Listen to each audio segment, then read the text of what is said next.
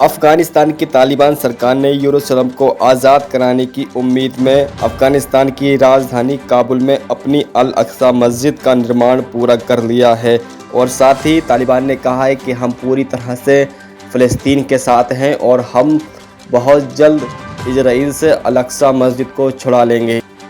अफगानिस्तान की तालिबान सरकार ने यह फैसला जब लिया है जब इजराइल और हमास में जंग चल रही है और इजराइल ने पूरी तरह से जो गाज़ा का बचा हुआ एरिया था उस पर पूरी तरह से कंट्रोल भी कर लिया है और अब वो राफ़ा की तरफ बढ़ रही है और राफ़ा में कत्ले आम कर रही है इजराइल की सेना।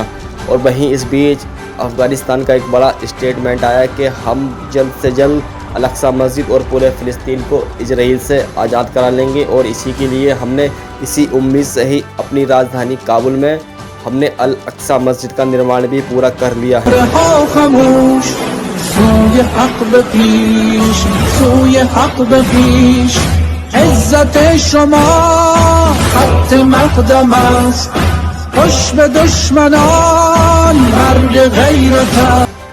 इजराइल के प्रधानमंत्री बेंजामिन नेतन्याहू ने कहा है कि हम गाज़ा का पूर्ण निर्माण करेंगे, यानी गाज़ा को दोबारा बनाएंगे, यानी गाज़ा को एक बार इन यहूदियों ने बर्बाद और तबाह कर रखा है और फिर भी इजराइल का प्रधानमंत्री बेंजामिन नेतन्याहू कुत्ता ये कह रहा है कि हम गाज़ा का पूर्ण निर्माण करेंगे, यानी गाज़ा को दोबारा बनाएंगे और नई बस्तियाँ बनाएंगे यहूदियों के लिए।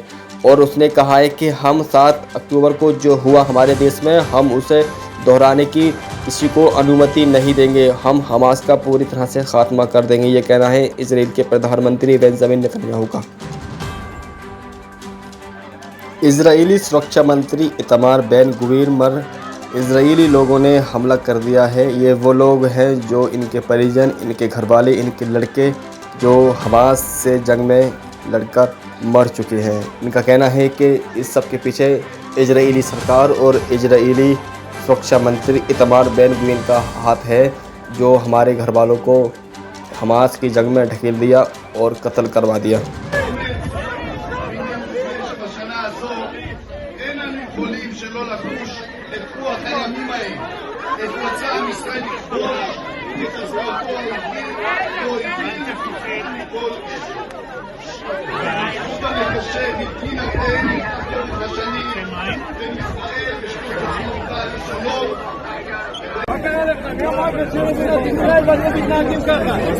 איפה אתם חיים? מה, השתגעתם או מה? היום הכי שחור של מדינת ישראל ואתם באים ומפגינים לנו חוצפנים. תגידו כולכם קדיש על ישראל, תראה מה קורה לנו. איזה עולמי פה? רק באחדות, רק באחדות, באחדות אנחנו אוהבים את כולם, אנחנו עם אחד, רק באחדות